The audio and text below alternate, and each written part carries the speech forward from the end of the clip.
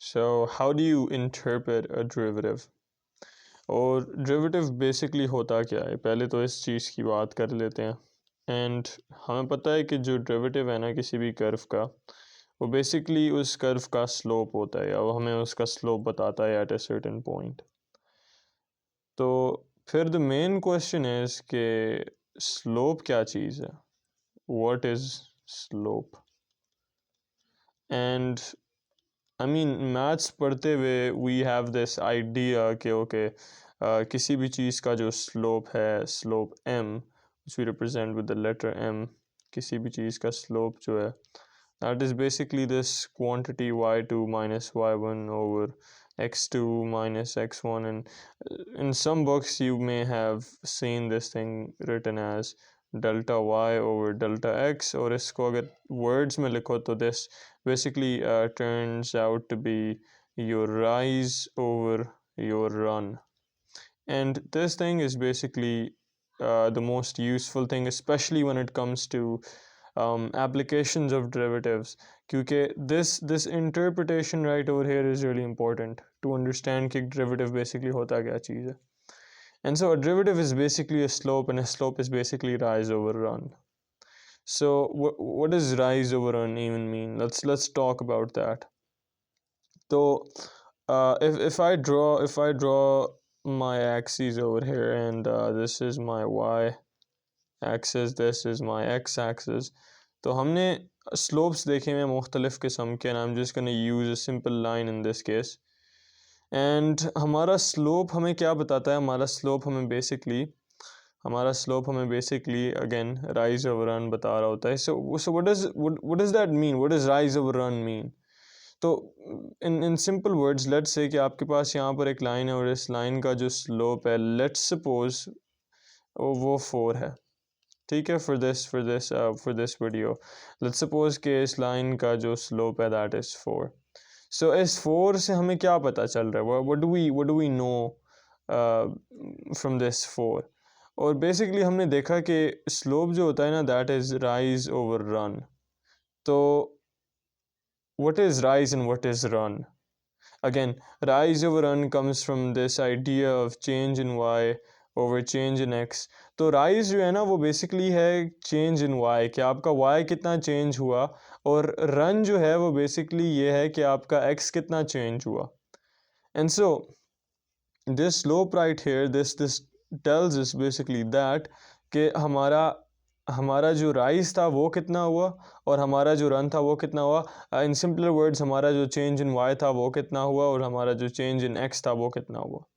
And so जब भी आपको स्लोप देखने को मिले ना, like we have 4 over here, हमें यहाँ पर 4 देखने को मिल रहा है, तो इस 4 का बेसिकली मतलब क्या है? इस 4 का बेसिकली मतलब ये है कि x पर जब आप 1 से चेंज करोगे ना, व्हेन योर डेल्टा x, या आपका x चेंजेस बाय 1, ठीक है, व्हेन योर डेल्टा x, आपका x जो है ना वो 1 से चेंज कर रहा है, तो आपका जो y है ना that changes by 4. And that makes sense because देखो, अगर आप राइज ओवर रन इस स्लोप को बेसिकली ऐसे लिखो ना 4 ओवर 1, तो you do actually and up getting 4. And so what this means is basically this is your run, this is your rise. In more specific terms, this is your delta x. In more specific terms, this is your delta y.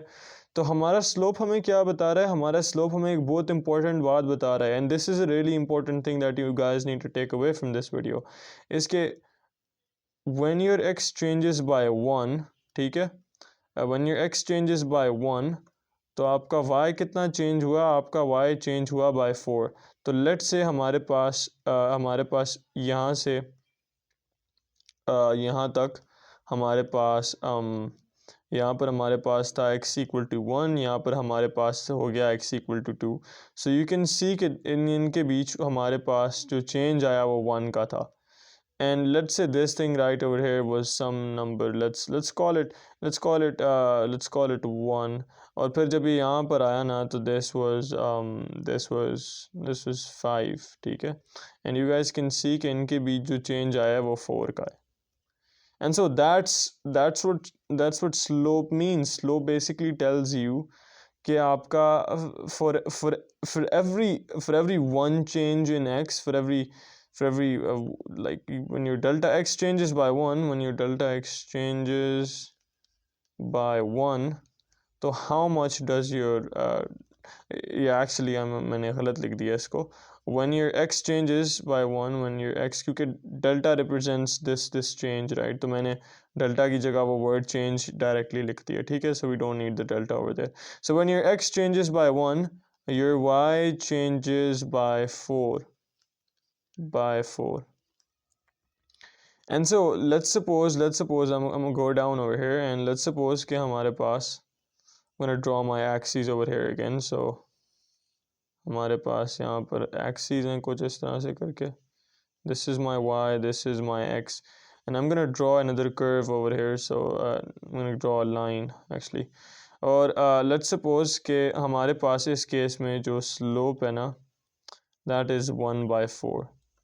Now here's what students get wrong. Here's what students do wrong. अब वो कहेंगे कि oh this is weird. When you're actually no, I mean you can interpret this as कि जब when your y changes by my bad, when your x changes by 4, when your x changes by 4, so your y changes by 1, your y changes by 1. And I mean that's okay, there's absolutely nothing wrong with that. लेकिन आप इसको ऐसे भी देख सकते हो कि 1/4 किस चीज़ को रिप्रेजेंट करता है, ठीक है? 1/4 क्या चीज़ होती है in decimals, and if I'm not wrong तो I think this is 0.25, ठीक है? And so आपका slope, in other words जो आपका slope है that is actually 0.25. तो आप in other words क्या कह सकते हो, आप in other words क्या कह सकते हो is कि basically how when would you get a slope of 0.5? Obviously आप इस 0.5 को जब 1 से डिवाइड करोगे तो you will get a slope of 0.25. तो इसी बात को अगर मैं एक और तरह से एक्सप्रेस करूं तो how can I express this? I can say कि well when my x changes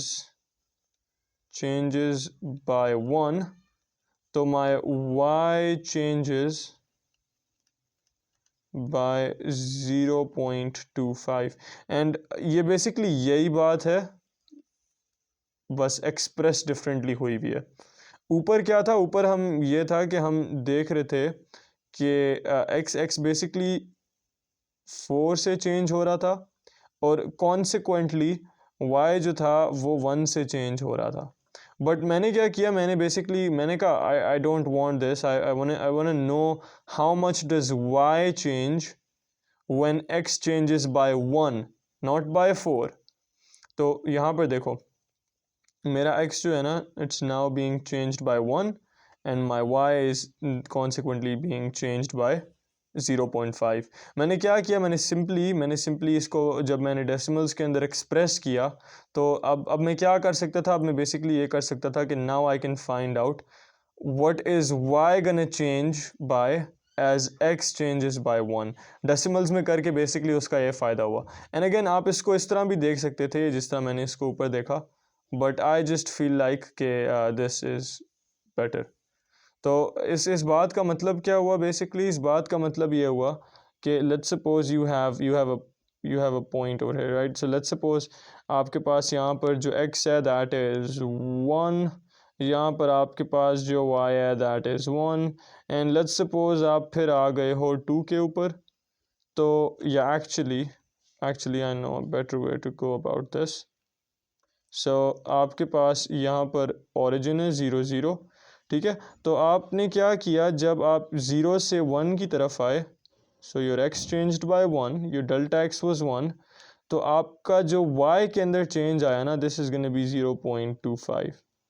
आपका जो y के अंदर चेंज आया that is 0.25. Your delta y was 0.25.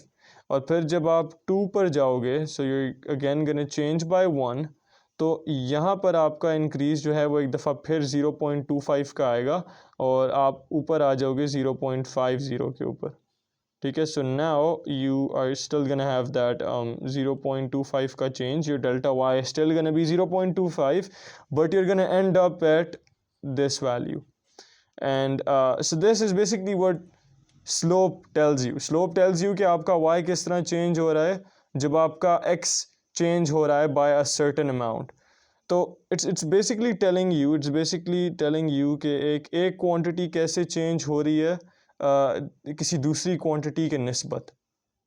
और इसका फ़ायदा क्या होता है? उसका फ़ायदा तब होता है when let's suppose I have a graph over here और मेरे पास यहाँ पर मुझे दिया हुआ है टेम्परेचर T, यहाँ पर मुझे दिया हुआ है टाइम T, यहाँ पर मुझे दिया हुआ है टेम्परेचर इन डिग्री सेल्सियस, और मुझे स्लोप बताया हुआ है कि स्लोप जो है ना, so let me just first draw my line over here. तो लेट्स सपोज कि मेरे पास ये लाइन कुछ इस तरह से करके है और मुझे इस लाइन का स्लोप बताया हुआ है कि एक हॉरिजॉन्टल लाइन है. हॉरिजॉन्टल लाइन का जो स्लोप होता है that is basically equal to zero, या इसका जो डेरिवेटिव है that is equal to zero. अब इसका फ़ायदा क्या है? सो आई नो कि जब मेरे से कोई पूछेगा कि okay tell me how does your temperature change as your time changes, let's say वो मेरे से पूछते हैं कि how much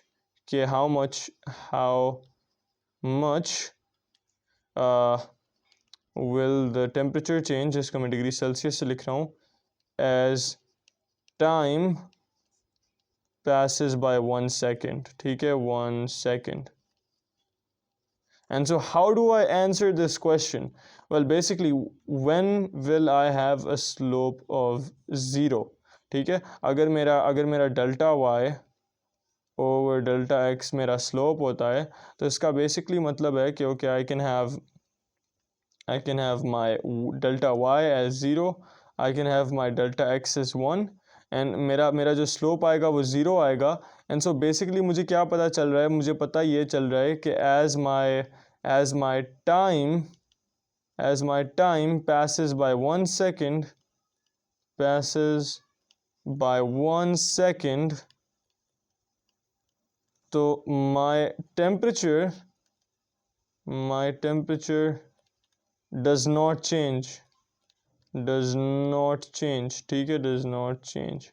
And we can see over here कि देखो अगर आपके पास यहाँ पर ज़ीरो है, आपके पास यहाँ फ़र्ज़ करो इस जगह पर आपका जो टेम्परेचर है दैट इज़ 25 डिग्री सेल्सियस, ठीक है. एंड लेट्स से आप 1 पर आए, फिर 2 पर आए, so this is 1, this is 2.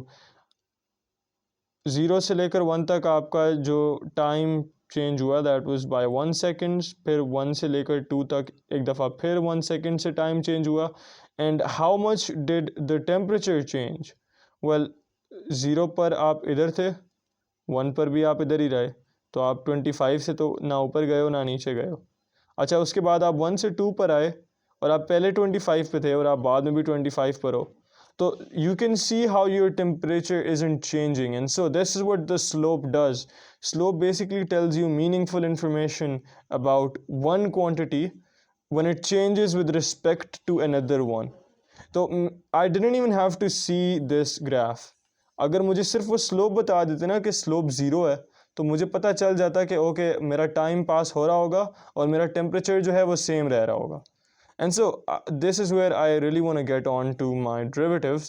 इसके when you see this thing d by dx, ये बेसिकली आपको क्या कहता है? इसमें बेसिकली ना इसमें बेसिकली यहाँ पर एक ब्रैकेट होता है जिसके अंदर आप कोई चीज़ डालते हो. सो लेट्स सपोज मैं यहाँ पर उठाकर और y डाल देता हूँ. So this is my y. तो अब बेसिकली ये क्या बन जाता है? अब ये बन जाता है dy by dx. और ये dy by dx मुझे क्या कह रहा है? ये बेसिकली मेरा स्लोप है, या ये बेसिकली मुझे ये कह रहा है कि जब x चेंज हो रहा है ना, जब x changes by a very tiny amount, ठीक है, by a very tiny amount, तो how much does y change? How much does y change? Does y change, ठीक है। बेसिकली एक डेरिवेटिव ये बताता है। And so you can actually have your d by d x, और आपके पास यहाँ पर हो सकता है कोई और क्वांटिटी हो, let's call that function F of x. तो अब ये आपको क्या बताएगा, अब आपका डेरिवेटिव बेसिकली आपको क्या बता रहा है, आपका जो डेरिवेटिव है ना वो बेसिकली आपको बता रहा है कि जब x चेंज हो रहा है ना एक बड़े टाइनी अमाउंट से, तो how much does this function F of x change. And this is how you interpret derivatives. Derivatives basically आपको चेंज बताते हैं दो चीज़ों का, कि जब एक चीज़ चेंज हो रही है तो उसकी वजह से दूसरी चीज़ किस तरह से चेंज होएगी।